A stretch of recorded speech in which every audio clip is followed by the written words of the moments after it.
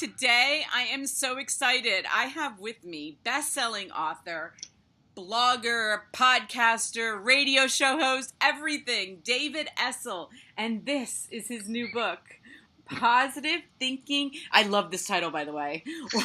Will never change your life, but this book will.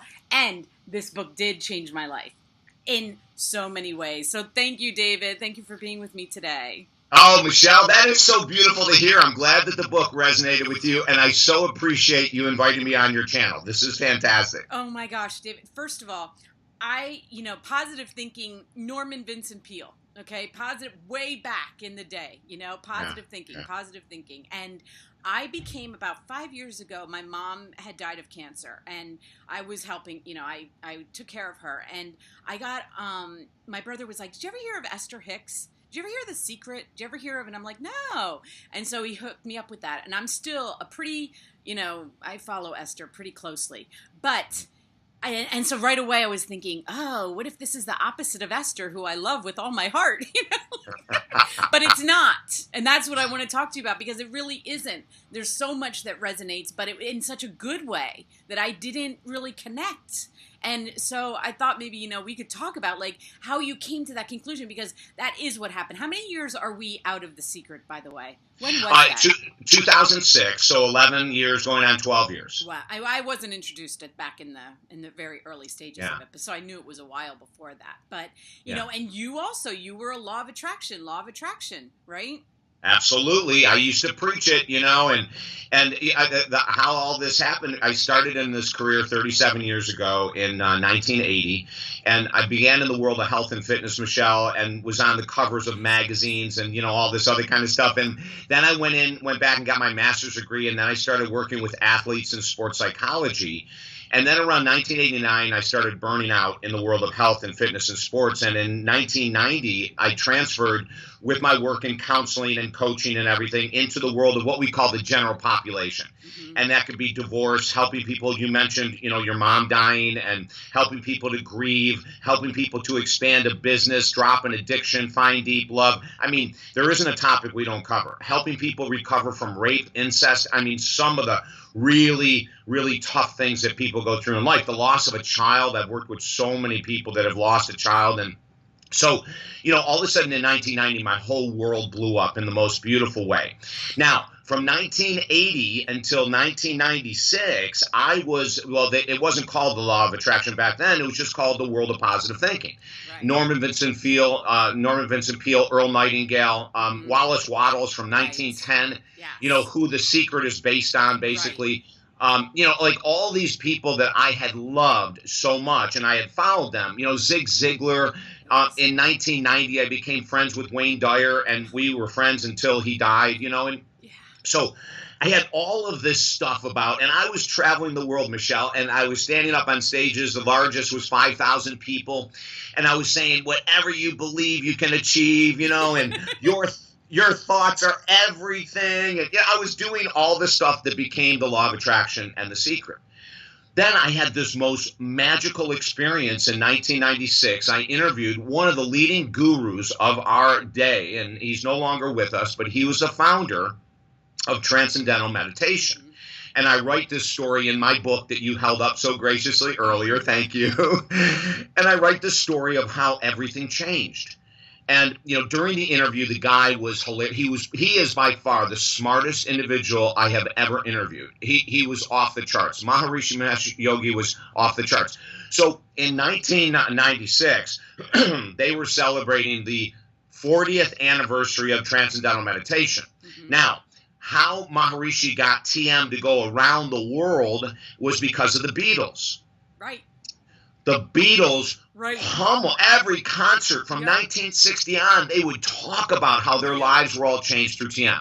So I became a practitioner of TM in 1988. So here we are in 1996, and Maharishi chooses my radio show as the only media outlet in the United States to celebrate the 40th anniversary. Crazy. Michelle, we were blown away, right? And so we have him on the show, and he's just talking about the purpose of life, the meaning of life. He's going into these really deep esoteric stuff. Half of it, I had to say, Maharishi, could you please repeat that? I have no idea what you're saying. Like he was that intelligent, and then he would say it again and I would get it. Well, after the interview, I could not remember. I had interviewed Deepak 3 weeks before that and Wayne for the third or fourth time a couple weeks before that. Michelle, I could always remember what those guys said. Mm-hmm. With Maharishi, for somehow my brain was scanned. I couldn't remember a thing. It was the weirdest thing. That powerful. He was that powerful. Seriously, you're right. That's how powerful he was. 3 weeks later, I'm speaking at a large conference in Orlando, Florida. I get off the stage. There's a line of people asking questions. And at the very end, there's this short, tiny little woman patiently standing there. And I get to her and I said, is there a question I can answer? And she said, well, actually, no. I have 20 minutes to interview you. I just flew in from Iowa. I have 20 minutes and I have to catch a flight and fly right back. And I said, oh, are you with a magazine? And she said, no, actually, I'm with Maharishi Mahesh Yogi. And I go, oh, my God. So we sat down and I go, how are you here? And she said, Maharishi sent me. and Michelle, she goes, he loved you and the interview, and he sent me here to ask you one question. What do you remember from his interview? And I'm looking around going, is there a candid camera here? Is like, okay, this is a spoof because the only thing you asked me, I can't answer. The only question, I said, is there anything else? She said, no, that's it. And you're like, why? Why does he want to know that? Exactly. And I go, you flew in from Iowa to ask me one question? She said, yeah, Maharishi thought it was that important. I said, I don't remember anything. I'm really sorry to waste your time, but I don't remember a thing. And she said, David, you must remember one thing. And I said, no, I really don't. She said, come on, think really hard. So I said, all right. The only thing I can remember is that he had so much joy. He giggled the whole time. He was like interviewing a little 12-year-old. Seriously, he really was. He giggled at everything. And she said, okay, I have a message to give you. And you may not understand it, and you probably aren't going to like it. But sometime down the road, you will get it. I said, okay. And she said, the reason you remember his joy is because you don't have any. And I looked at her and I said, what are you saying? She said, David, I've been with him for 36 of his 40 years, and I will sit and listen to him talk for hours with several other people, and we'll get up and walk out of the room, and each of us will remember one thing. And it's never the same. And it's always whatever we remember is what's missing in our lives. And he's that powerful, David. He got to your core. And he's telling you from your answer that you have no joy. Well, Michelle, whenever you think you have joy and someone tells you you don't, the very first thing you do is get defensive. You're like, no, I'm really happy. Did you just see me up there? I just did that thing. And I started responding with, I'm doing what I love. I live on the beach. I drive this. I have so many books out. Like I'm going on and I'm defending, right? Right. And she said, no, wait, David. I know all that's true. But like I said earlier, these things are hard to hear, and at some point you'll understand.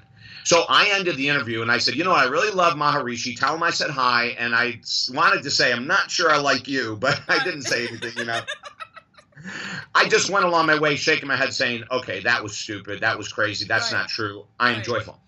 A couple weeks later, 1996, Tuesday afternoon, 2:30 in the afternoon, I awakened from another 4-day alcohol cocaine binge.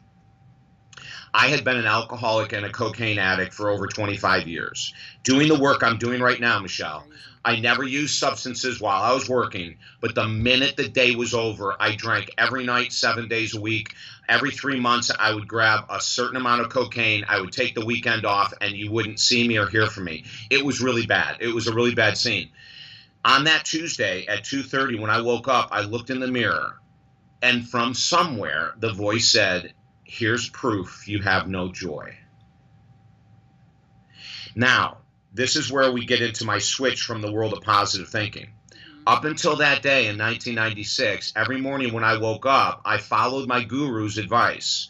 And that's Zig and Earl Nightingale and Norman Vincent Peale and everyone and Wayne Dyer. And I would say with energy, I am David Essel, a child of God, happy, healthy, and sober today. And I said that for over 25 years, Michelle. And what I realized the next day after I came to the realization I had no joy was that affirmation was keeping me in denial.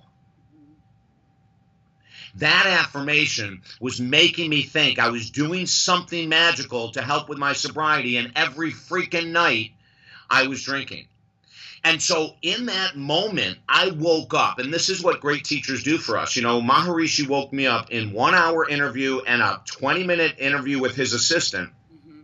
He brought me to a level of reality.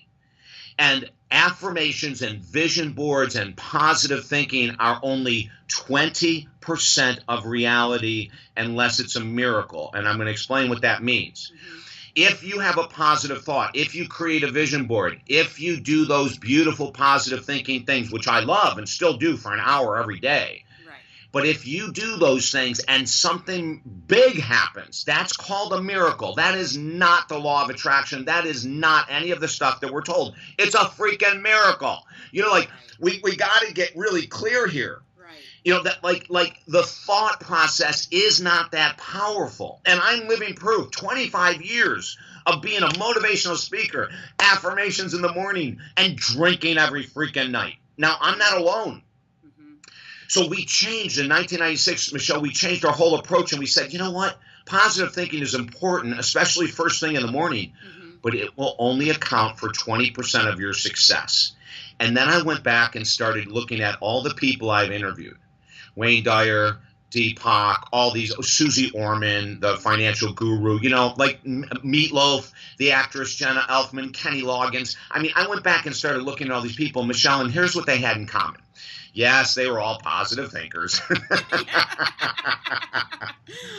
But if you interviewed them and listened to what they said, they did on a daily basis what the rest of us won't do. They did the uncomfortable. Wayne Dyer, you know, when I asked him, how did your first book become a #1 bestseller? He started laughing. He said, I'll tell you the truth. When the book came out, I went to every bookstore in Detroit and bought every copy off the shelf myself for week after weeks after weeks to create the demand, David. Isn't that amazing? I knew about the part where he distributed, like he put them in the back of his car and then sent them out, and then went to bookstore and just handed them, right? Like he was just handing them out everywhere. Yeah, right? he was going to do any. Now, most authors, you know, and we have 9 books out now. I can tell you the truth. Most authors aren't going to go in and spend hundreds of dollars a week buying your own freaking books, okay? But Wayne did what most of us won't do, you know, and he created demand. He created demand. Oh my God. James Redfield. Mm-hmm. What's his famous book? Isn't he one of the Chicken Soup of the Soul? No, James Redfield. Shoot, I'll come to it. But anyway, I've heard of him now. I know his name. One of his books is called The 11th Insight. Anyway, he wrote a series of books, and the first book that I'm going to talk about that I can't believe I can't remember his name. I can't remember the name of it. You know, he even turned it into a movie. But anyway, what he did was he self-published, and he would make this trip around 3 states. I think he was based in Tennessee, so he would go every week to every bookstore that would let him speak in Tennessee. He would bring his books and put them on the shelf, and he would speak for free. Then he'd go to the next state. He did this incredible circle until he sold 50,000 books by himself. And then a major publisher out of New York heard about him, and they called him up and they said, James Redfield, we are going to offer you a $1.4 million advance for your book. That was for your first book. But see, like if you tie in what I'm saying, Michelle, right. These people are doing what the rest of us will not do to become successful. You know, in the book, I tell stories. In the book, Positive Thinking Will Never Change Your Life, I tell stories about a woman that needed to lose 120 pounds for 30 years. Right. And she never, you remember the story? Yeah, I do. You know, and so she called me and she said, you're my last stop. If this doesn't work, I have high blood pressure, high sugar, high triglycerides. I'm a bomb waiting to explode. And so I said, okay, listen, if you surrender and do everything I ask of you, I promise you in 12 months, you will be down 120 pounds at the least. Mm-hmm. I promise you that. In 12 months, she was down. But listen to what she did.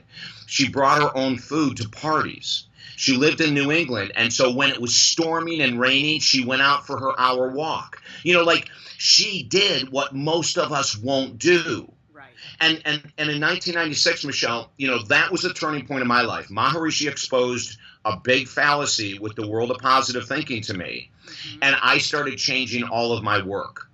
Now, in 2006, when The Secret came out, I got sucked into the vortex for the first 6 months. I really did. And I started saying to people, wait, let's get those vision boards. Let's do all that stuff. And after 6 months, I said, oh my God, David, haven't you learned? And then I pulled back and said, let's go back to reality. 20% of your success, big success, will come from your thoughts. 80% will come from doing on a daily basis what you don't want to do. And that became the project that became our first #1 best-selling book, Positive Thinking Will Never Change Your Life. And it resonated with this country, Michelle. It resonated because people were tired of having vision boards for 6 years and not seeing weight loss, not seeing an increase in income, not seeing the love of their life pop through their vision board for some reason. It's so I think people got tired of it. Now, there's some goodness to it, anytime that you can give people hope. But, in that kind of stuff, it's a false hope. Dr. Joe Vitale, who is one of the stars of The Secret, when I had him on my radio show, I said, hey, Joe, it says in the book that you were homeless. You imagined being a millionaire, and you became a millionaire. I go, that's incredible, Joe. Tell us the full story. I want to hear every thought you ever thought, Oh God. And Michelle, he started laughing. And I said, listen, I was on XM radio then. And I said, listen, Joe, we have a massive audience here. Tell us what you did. And he said, David, okay, here's the part that they left out for some reason. He was homeless. He did imagine himself being a millionaire every day. But then he worked 12-hour days, 7 days a week, Michelle, for years to make his first $1 million. Now, that was conveniently left out of the book. Right. I remember his part of the book. I mean, I had my children reading The Secret. Sure. Okay? I had them doing The Secret, and I think that what that happened to me with The Secret was that I felt very inadequate. It made me feel worse because I was like you said, after 6 months, I was like, wow, I really suck because I can't even do that. My thoughts are killing me. And then I was like, okay, so my thoughts oh my gosh, what am I supposed to do about that? And then when they say your belief system, I was like, okay, so everything I believed is now wrong. And then how do you do that? How do you just wake up and have a different belief system? Yeah. It did make you feel very inadequate. I have to say, Well, I know that people who teach those programs can make a lot of money. Mm-hmm. The people that are taking it, not so much. Right. You can go to as many of those workshops as you want. And I'm not saying they're bad because that the power of now. And let me make an example of the law of attraction. So let's say you want to make a lot of money, and so you surround yourself with millionaires. Well, if you're surrounding yourself with millionaires that made it the way that most millionaires make it, is that they work their ass off. They don't take days off. They do what most people won't do. Now, if you surround yourself with millionaires and you think that because you've attracted them into your life is going to change, that's nonsense. That's insane. Right. I have friends of mine like Keith Mitchell. Keith Mitchell is a former NFL All-Pro linebacker. Amazing guy. Now he's one of the top yoga gurus in the United States. So your viewers and listeners, go ahead and Google Keith Mitchell. The guy is amazing. He went from this attack, kill, murder NFL linebacker mindset to this really humble spiritual yoga guru, But when I asked him about, the law of attraction and vision boards and everything, because I was laughing with him, I said, Keith, are you telling me that you became an NFL All-Pro linebacker without a vision board? How the hell did that happen, Keith? And when you hear his story, once again, Michelle, here's my refrain that we say in 1,000 ways throughout the book, is that Keith did what most athletes won't do. That's the bottom line. Millionaires do what most people won't do. Here's sometimes people go, well, David, it sounds like you're really sour on the law of attraction and The Secret. Are you jealous of their success and everything? It's like, oh my God, no, not jealous at all. But let's talk facts. 30 years ago, 70% of the United States population was overweight or obese. Right.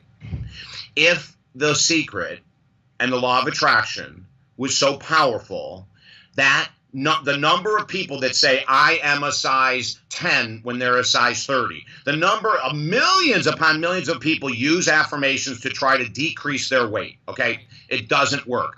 30 years later, the percentage of Americans that are overweight or obese is 71%. Okay, so I mean, and then let's look at money, because The Secret was based a lot on money. A lot on money. Okay, 15 years ago, 20 years ago, when we started teaching a course that I teach called Financial Freedom Now, only 4% of Americans made $250,000 or more. Okay, that's 20 years ago. In 2017, the percentage of Americans that make $250,000 or more is still 4%. So when we say, well, shouldn't those numbers have increased dramatically if you can imagine checks in the mail and they somehow freaking come? You know, like, shouldn't we see some proof, like in statistics, changing? Right. You know, it doesn't work. I mean, and that's what I'm, you know, that's our big message. Our message is 20% of The Secret and the law of attraction is freaking right on. 20% of it. 80%, I don't buy it. Right. And, you know, I've been in this world for 37 years in the world of personal growth. For the first 16 years, I taught that stuff, and I was wrong. I was dead wrong. So if it didn't change my life, and I'm always a huge positive thinker, if that didn't get me sober, what got me sober? Borrowing a ton of money because I didn't have it to go into a 30-day treatment center, coming out of the treatment center, borrowing more money so that I could afford counselors 365 days in a row. And after committing that kind of money and that kind of effort and time, I will be always 100% recovered. Wow. But I had to borrow a ton of money. I had to work my face off to pay it back, and I had to work 7 days a week in a recovery program. And so if you really want something big out of your life, use your thoughts first thing in the morning for an hour. We explain the whole outline in the book, right? Visualize, pray, meditate, journal, gratitude. Use every freaking tool for 1 hour, then get the hell out of your own way and go do what you don't want to do. And you will lose the weight, make the money, find the love, create the career. You can create an amazing life. But you got to get uncomfortable, and that's reality. You know, that was a part of the book that it was hard for me to read. It really was. And I'm sure other people are going to have the same, because I have to tell you, with the law of attraction and listening to Abraham Esther Hicks, okay, and I'm telling you, I mean, there were a lot of things that she helped me with. But the one thing that I really think the law of attraction didn't help me with was just that. Is like, don't do the uncomfortable. You know, her message is, and I'm telling you, David, I lived by that, okay? I lived by that. Oh, that's uncomfortable? Okay, I'm not doing the uncomfortable. That's not what I'm going to do. I will do everything comfortable, you know, but then I did some things that were uncomfortable, like this, and it kind of worked. And I was like, okay, well, that was uncomfortable, but it was also good. It was like, so kind of stepping, but when I was reading it, I was like, I have way more uncomfortable things that I was thinking I wasn't going to have to do.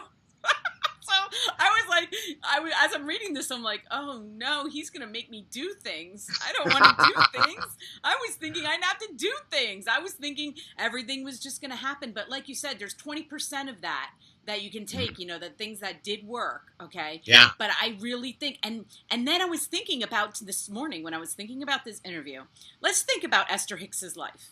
Okay. She does this, and a lot of her message is dead on, okay? But what does she do every week? She travels. She travels. That woman is over 70, okay? I don't know exactly how old, but she is over 70. And even when Jerry died, okay? Yeah. She started doing it on her own. Every day, travel. This house, all over the country. The woman doesn't stop. She doesn't sit there and visualize her work. Okay, so when I was thinking about that, I was like, this is what David's talking about. Exactly. Exactly, Michelle. And, in our book, we expose the myth of the law of attraction. And we say this: the law of attraction states that if you're doing something towards a goal and it's uncomfortable and it's hard, you're on the wrong path. And what we say in the book is if that was true, we would never have a musician. We would never have a doctor go through freaking medical school, because what are they going to do? They're going to go, well, you know what, supervisor, this is a little uncomfortable getting up at 4 a.m. So I'm going to pop in around 11, okay? And the supervising MD goes, oh, sure, that's fine. Why don't you come at 11:30? You have some lunch first, relax. Hell no. These guys are committing thousands of pounds, hundreds of thousands of dollars to be a doctor, 12 years of their freaking life. I have doctors as friends and clients. And I remember working, oh God, Dophy Piper. I'll never forget Dophy Piper. I've got chills right now. Dophy died of brain cancer. A young guy in his 30s, and he became a doctor. I think he was around 28 when he became a doctor. He's in Chicago. He was an emergency room doctor. He was amazing, Michelle. And he contacted me because he needed help with life balance. And he found himself, getting out because of the demands of being a doctor, especially an emergency room doctor, like you're on call sometimes 24/7. So, when we were working together, I had so much respect. He loved what he did, but he had a push. He didn't have an option to say, it's 3 o'clock in the morning and they need me in a hospital. Oh, God, you know what? I'm going to pass today, but thanks for the call. And so when those programs say only do what it feels comfortable, I tell a story in my book that one of my late mentors, Richard Gerson, I'll never forget it, 1984. And he hires me to help him work at a spa, and I was the director of fitness and aerobics and all these different titles. And he said to me within just a couple months, he said, what do you want to be after fitness? And at that point, I said, what do you mean after fitness? I'm going to do this the rest of my life. He said, no, you're not. He said, you are going to go places. And he said, so let's start thinking. He was amazing. Richard was amazing. And he said, let's start planning your future, because this isn't going to hold you. You're going to get bored. You've got way too much going on for you to just be happy in one career. Mm-hmm. So I said, I want to be a professional speaker. I want to be a motivational speaker. Now, I hadn't done very much at all of that by then, maybe 3 or 4 times at a Kiwanis or something like that. Nothing. I was never paid or anything. He said, okay, you're going back to school for your master's degree. Now, that meant it was 2 years of working full time. I couldn't take the time off from work. I had to work and go to school. So I was in school full time for my master's degree in sports psychology and exercise physiology, and I worked full time. It was an exhausting 2 years. I mean, really exhausting. Getting that degree opened up doors, Michelle, that nothing else would have opened. I get done with the degree, and Richard says to me, okay, now you're going to start working towards the goal of being a top motivational speaker. And I said, okay. He said, your very first thing is you're going to speak 200 times for free. I said, what? He said, yeah. I go, what do you mean? I go, I just got my master's degree. I'm ready to go. And he said, no, you're not. He said, I'm not going to allow you to collect a penny until you're the best. I spoke 200 times for free. I followed his advice, and it opened up, once again, doing what I didn't want to do. Michelle, this is the story of me, Deepak Wayne. Deepak Chopra used to be a 2-pack a day smoker. Yep, I knew that. Wayne Dyer was a cocaine addict and an alcoholic. Yep. These people had to do hard stuff to create the life they created. Susie Orman, I tell the story in my book, right? Yep. Oh, my God. Susie Orman, this financial guru, her assistant office manager took every penny to her name when she went on her first vacation in 10 years. She came back flat broke. She had to do all kinds of psychological work in the world of forgiveness before she was able to get her life back on. And so, Michelle, in the book, we have about 120 stories. You read the book, you know it, yep, of people that have accomplished huge things in life. And positive thinking was this much of it. Affirmations was this much. Vision board was that much. Gratitude was that much. So we're not saying don't do those things. We're saying drop the nonsense that you can create huge end results with little effort. Drop the nonsense that if it feels uncomfortable, it's the wrong path. And it's a hard jump, because why? We've got the law of attraction selling billions of books, The Secret selling billions of books. So mass consciousness is what we're up against. Right. Oprah, for God's sake. You know, like Right. when Oprah says something, you know, people put it in their brain as if it is the truth. And a lot of things she says, and I love Oprah, Me but a lot of too. things she says that she said 2 years ago or 10 years ago are not factual. Right. What I said for the first 16 years of my life, I mean, my book is an amends. My book is saying, I am sorry. Right. I misled you for the first 16 years of my professional career. I've got the gall to stand up and to say, I'm sorry, I was wrong. And I'll do it again down the road if I have to. I don't have a problem with it. But I also have proof that I was wrong, and I also have proof of what you need to do to get the life you want. And that's the most exciting thing. Someone on the other day, you know Jenny McCarthy. I went to your website today, and I saw she's on your website. I would love Jenny McCarthy. She's amazing. I love her. She is so incredible, right? And so I've been on her show 4 times in the last 8 months. I mean, it's unheard of. She doesn't have guest return. We've been very blessed. The very first time, now this is a cute story, Michelle. The very first time I was on Jenny's show, her producer called me the day before and said, hey, listen, heads up. Jenny loves The Secret and the Law of Attraction. I just got to tell you. And she was a little. I knew she did. Yeah, what'd you say about her? Yeah. Say that again. I knew that about her. She's been very vocal about that. Oh, so Michelle is the producer's name, and Michelle said, hey, listen, just heads up, you know, like this could be a hard sell. I said, not a problem. I go, you know, if I just get a couple minutes to explain my point, I said, I'll win her over. So Michelle was laughing because she was going, oh my God, I hope so, David, because I hate that crap. That positive thinking crap saying you're going to be a millionaire. So Michelle and I are laughing back and forth. I get on Jenny's show. Jenny is so, I mean, for people that, now I've had a chance to get to know her, and I got to tell you something. She is one of the most humble, beautiful, smart as hell. She is so smart, Michelle. She can talk about anything, and she's really intelligent. So we have on the show, and she goes, okay, next up is a guy, geez, I don't know about this. He says that positive thinking will never change your life. But, hey, he's on the show. David Essel, welcome. I go, oh, my God, Jenny, I've been waiting. You rock, girl. I love you. I've been waiting. And she goes, okay, look it. I'm going to be quiet, and I'm going to give you like 3 minutes to try to tell me, why did you write a book like this, and why should I believe it? And, Michelle, I did. I had 3 minutes. I went in. I rocked it. At the end of it, she gave me the most incredible compliment ever. She said, okay, wait a minute. Stop the press. All my listeners, I want you to really listen closely. I was wrong. I've been promoting The Secret and the Law of Attraction as if it is going to change your life, and I was wrong. This guy that you're listening to, he's right. He knows his stuff. David, let's keep talking. And at the end of that interview, you know, she sent me this amazing email after our first interview, and it said, quote, David Essel is the new leader of the positive thinking movement, end quote. And then when, you know, my publicist, TJ, continues to, you know, he calls me up and goes, you're not going to believe it. Jenny McCarthy wants you back on the show. And I said, you know, she wants me back on because she understands the truth, you know, and we have a blast, and her energy is awesome. Oh, she's so much fun. She is so much fun, you know, but that's just like one of, you know, thousands of celebrities and hundreds of thousands of everyday people like you and I that read the book and go, holy crap, this makes sense.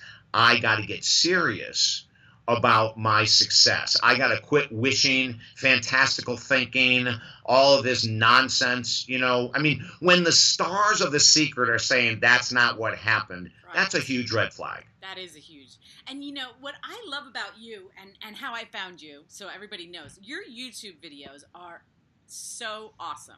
Okay, I'm telling you, you cover everything, every topic. I'm telling you, I used to have, you know, like I'd be thinking, you know, I'd be like jealous, and I'm like, what does David have to say about jealousy? I'd look it up, David Essel, jealousy. Boom, there's a video. Like every emotion, every, you know, relationships, health, I mean, you cover everything in your YouTube videos. I mean, I was so in love with your, you know, watching. I was like, this guy has energy. This guy knows what he's talking about, you know.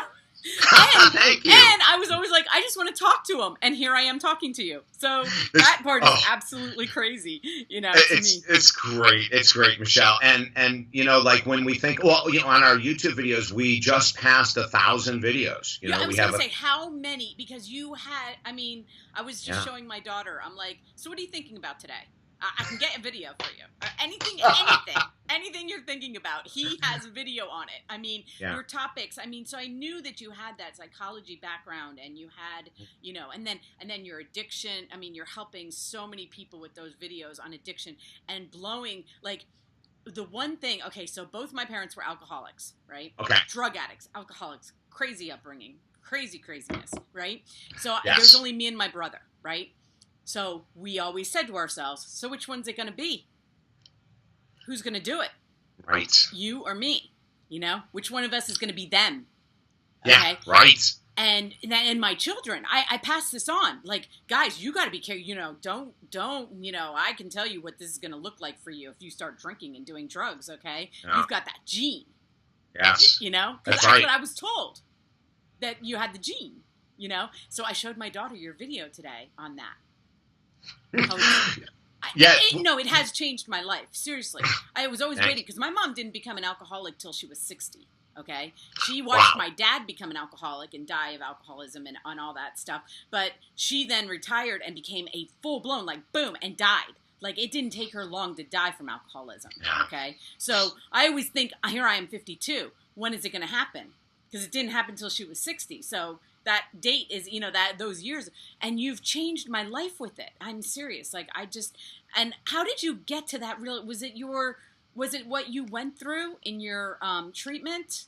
How did you realize that what we've been fed about the addiction gene, and, how has that changed? Well, I'll tell you, so to update, all of your viewers and listeners, for years, there's been a fallacy that genetics causes addiction. This is the big fallacy, that if you have the gene, I have the gene in my family. My brother and I struggled. My brother just got sober, bless his heart. I love him for it. I've been sober for quite a long time now, but we have the gene. But the gene does not cause a freaking addiction. This is where I get so animated and excited, because we've been told, and what happens when someone says, well, the reason you're an alcoholic is you have a gene, that person now has a freaking excuse to drink. It's not my fault.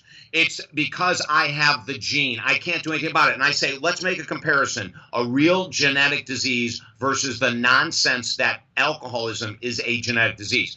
If you are born with type 1 diabetes, you need very soon, early in life, to be taking insulin on a daily basis, or you will freaking die. That's called a genetic disease. You can have the gene for alcoholism, but at 2 or 3 or 4 or 6, you don't have to have an IV with alcohol in your freaking vein in order to live, okay? You don't have to have mom swap out the breastfeeding for a bottle of Bud, okay? You're not going to die if you don't have a bottle of Bud at 7, all right? You're not going to die. But the person with type 1 diabetes will. That's the difference between a real disease and alcoholism. Now, is there a gene for alcoholism? Hell yeah. But it can only be activated if you make a choice to drink. If you never drink and you have the gene, I don't care. The gene doesn't grab the wheel of the car, pull you into a freaking bar, open up your mouth, put a gun here and go, there's no such thing, right? But that's the image that our medical establishment is portraying, and it's inaccurate. It's the image that a lot of treatment centers, 12-step programs, there's so many people saying, you have the disease, you have the allergy, blah, blah, blah. You know what? It's not true unless you drink. Then it's true. But drinking is a choice. That's the bottom line. And getting healed is a choice. So let's say you're watching us right now, and you've been struggling with alcohol, nicotine, food addiction. You've been struggling with cocaine, opiate addiction. We work with a ton of opiate addicts right now. You have it, and you're looking at me and going, well, how can David Essel be right and the whole medical establishment of the recovery industry be wrong. And I will say this, standing behind me, I don't know if you can see him, I'll turn to the side, are 1 freaking billion people that got sober who have the gene, okay? There's a billion of us behind me, you know?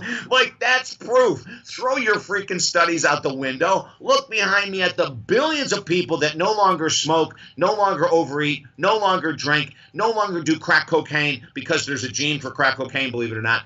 You know, like there's so many people, and if it was a genetic disease, they would have had, Michelle, they would have had to have surgery, or they'd have to be on some kind of pharmacological medication like insulin injections, right, if it was a true genetic disease. But they don't. What they do is they choose to go get professional help.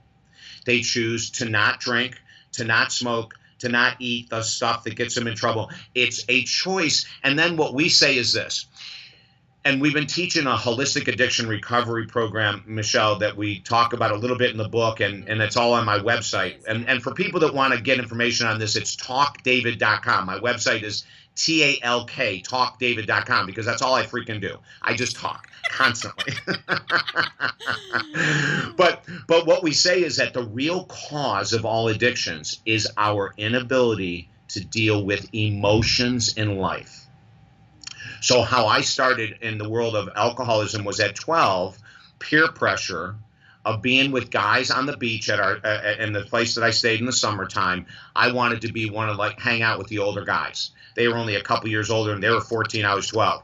They opened up a can of warm Budweiser that tasted like crap, and I wanted to be with them. Well, it wasn't too long before that was tasting good, and that was the gene. You know, and then I moved from that to pot, to cocaine, to LSD, to everything in the world that you can imagine, you know, and my addiction continued to spread. But it started because of my inability. I didn't have coping mechanisms for peer pressure. Right. Then as I aged, I didn't have coping mechanisms for sadness or anger or resentment or boredom or excitement. It was my birthday party.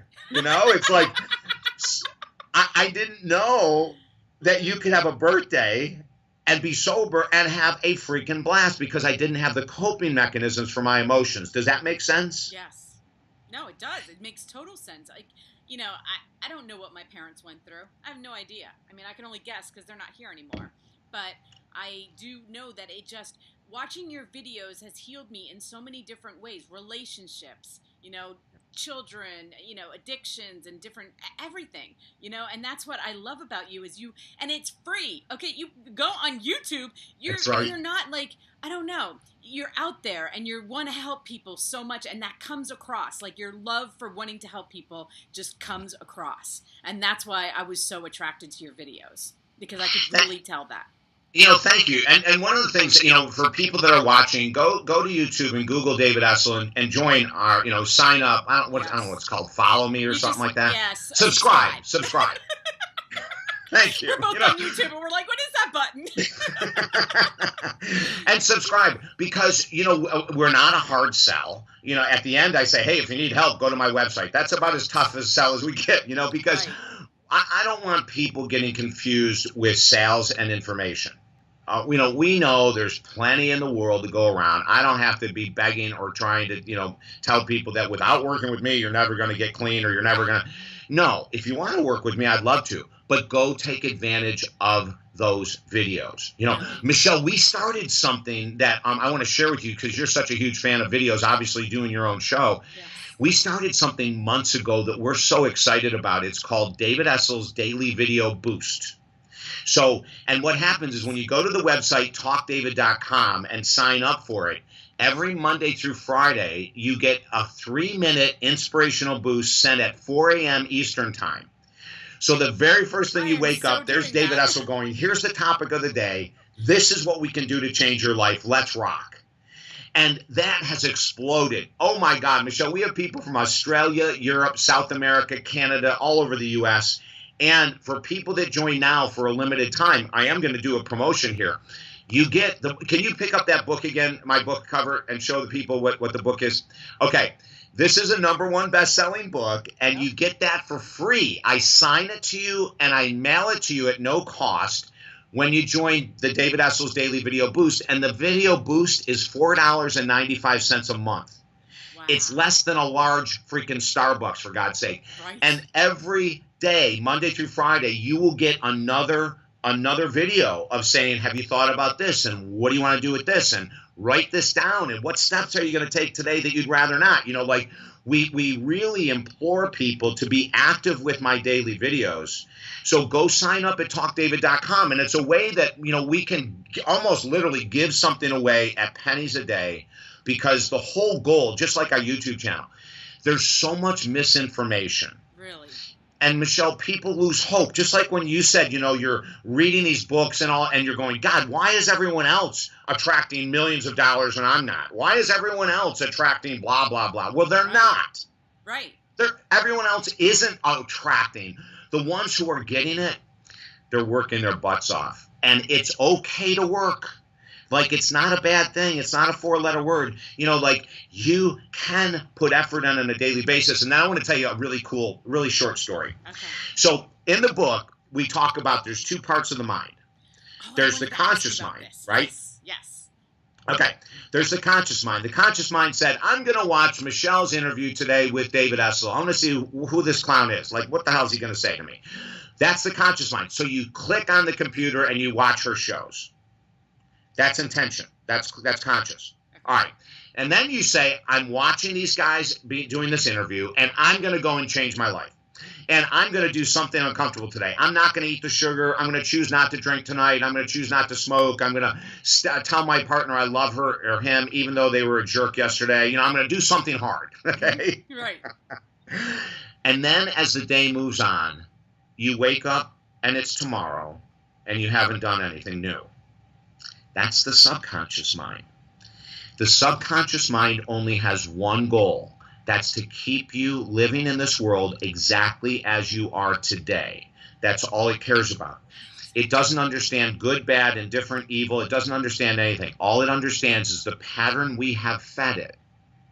So if we've fed it daily that I need to drink to fall asleep at night, I need to smoke to handle my anxiety, I need to eat because I'm nervous and anxious and frustrated, whatever the pattern is, the subconscious readily accepts it, and it will do everything in its power to keep you where you are today.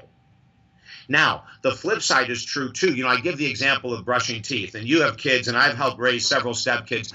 One of the toughest things to do around the age of 3 or so is when we started is helping kids to brush their teeth, right? It's like, and then at 4, it's a battle, man. It's like, you know, I used to go in with battle gear, you know, full helmet.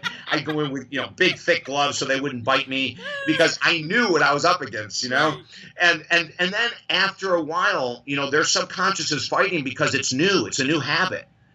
And so what do they say? They say the bristles are too hard, the toothpaste stings, you know, and I'll go, honey, it's bubble gum.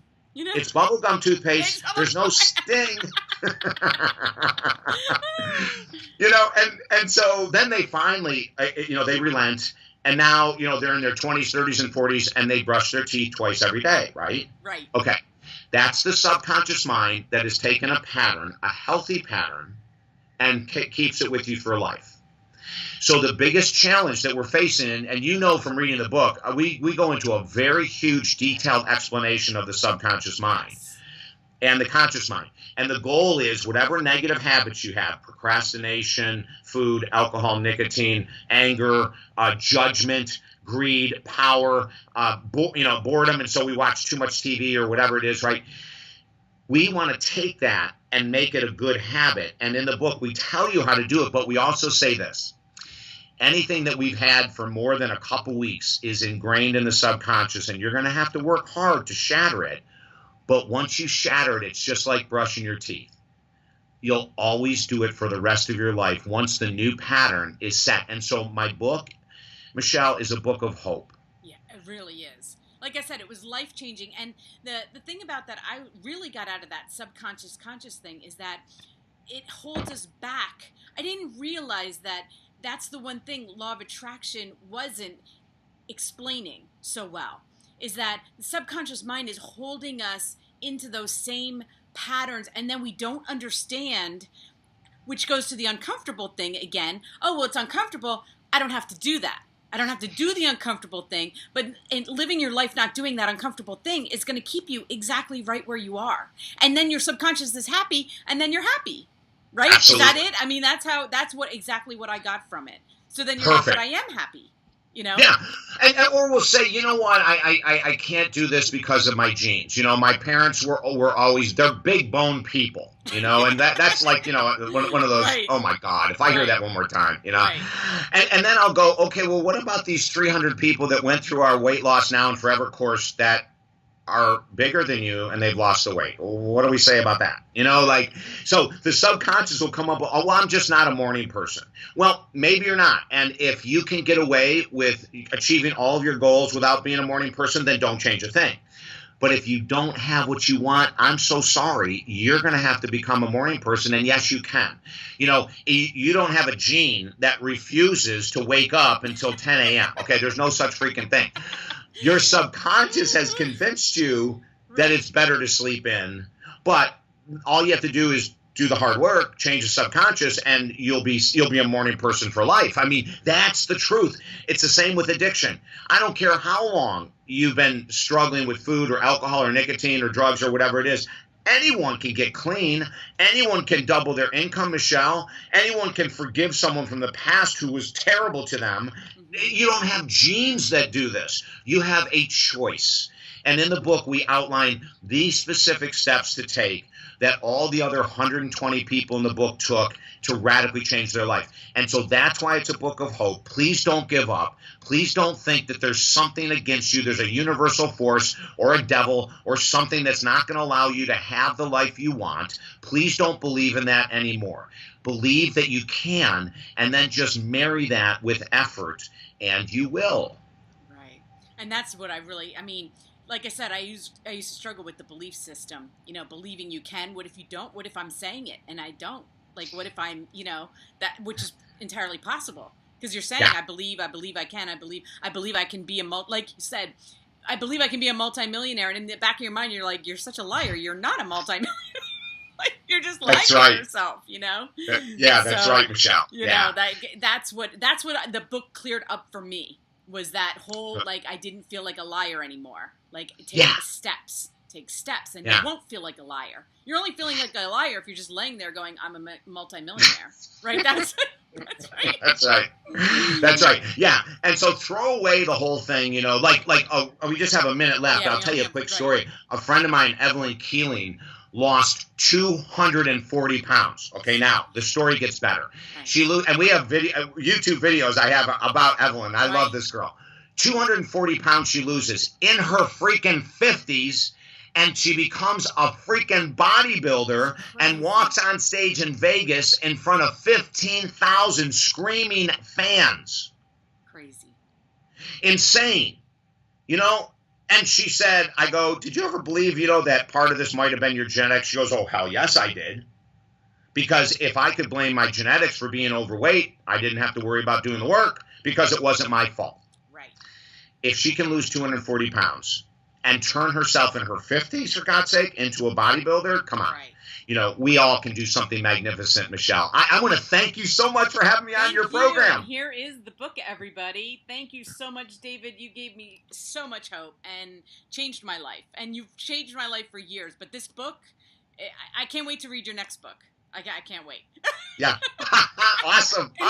Hey, anytime I can help you with any topic whatsoever, you know how to get me. Let's do it, okay? Okay. Thank you so much. Have an amazing day, David. Bye-bye. I will. You too, Michelle. Okay. Bye-bye. Bye.